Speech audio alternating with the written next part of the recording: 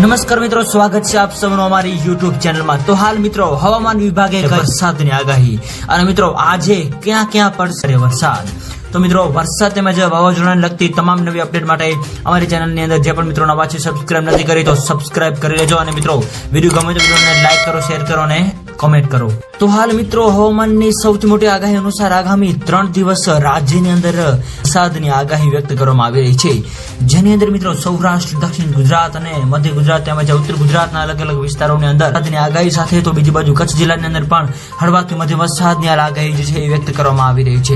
આ સાથે સાથે બીજી બાજુ મિત્રો હવે નક્ષત્રોની અંદર પણ મિત્રો ભારે વરસાદની આગાહી વ્યક્ત કરવામાં આવી રહી છે।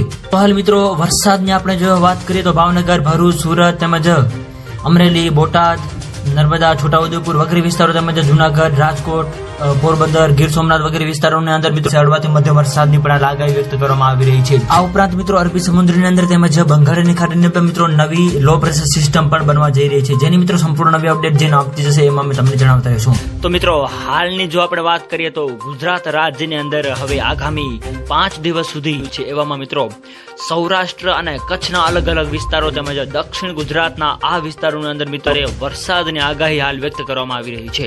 તો મિત્રો વિડીયો ગમે તો વિડીયોને લાઈક કરો, શેર કરો અને મિત્રો જે પણ મિત્રો આપણી ચેનલની અંદર નવા છે સબસ્ક્રાઇબ નથી કરી તો મિત્રો સબસ્ક્રાઇબ જરૂર કરી લેજો અને મિત્રો આવો જ સાથ અને સહકાર પણ આપતા રહેજો।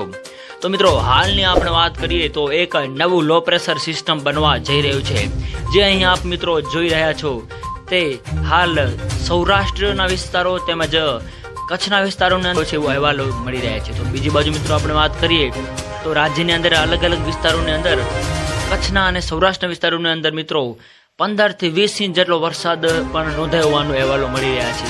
આ સાથે સાથે મિત્રો આગામી 3 થી 5 દિવસની જો આપણે વાત કરીએ તો જે આ નવી સિસ્ટમ બની છે એના ભાગરૂપે રાજ્યના અલગ અલગ વિસ્તારોની આપણે વાત કરીએ તો કચ્છ, જામનગર, દેવભૂમિ દ્વારકા, પોરબંદર, જુનાગઢ, ગીર સોમનાથ, અમદાવાદ, ગાંધીનગર અને સાથે સાથે સુરત, નવસારી, વલસાડ, તાપી, ડાંગ વગેરે વિસ્તારોમાં પણ મિત્રો ભારેથી અતિ ભારે વરસાદ જોવા મળી રહ્યો છે એવું અનુમાન લગાવવામાં આવ્યું। તો મિત્રો વિડીયો ગમે તો વિડીયોને લાઈક કરો, શેર કરો અને સબસ્ક્રાઇબ કરો તેમજ આવો સાથ અને સહકાર આપતા રહો। તો મિત્રો આપ સૌનો ખૂબ ખૂબ આભાર।